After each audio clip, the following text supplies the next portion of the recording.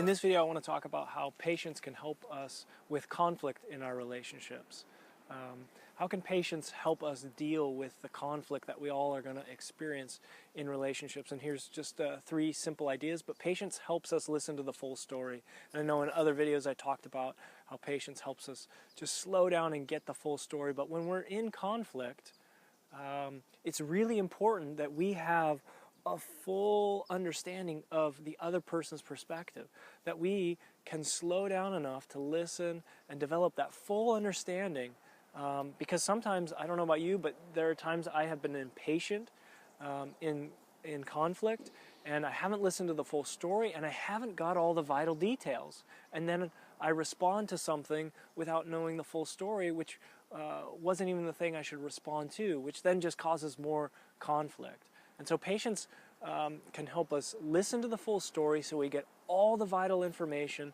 We can understand and connect with the other person before we even start trying to solve our conflict. The second thing is patience can then help us have better responses and better reactions. Since we're listening to the full story, patience can help us hold our reactions and responses. One of the biggest problems that I see and I work with when I'm working with couples or people on their communication is reactivity. Too many people are instantly reacting when someone says something. And in conflict, that's going to happen more often, right? Our brain is fired up to protect us, and if someone says something that feels like they're taking a jab at us, we're going to defend ourselves and we're going to jab back.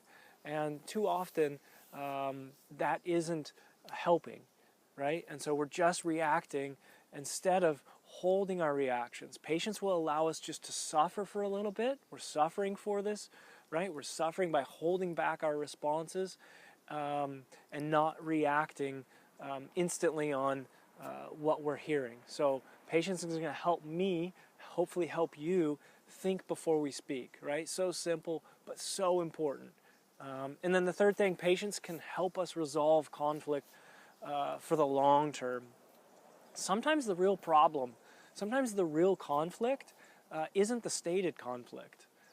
A lot of times we're talking like about here with the conflict, and really what we're getting at is something down here. That's the real conflict down here. And so having patience allows us to dig deep enough to find out what is the real issue going on here.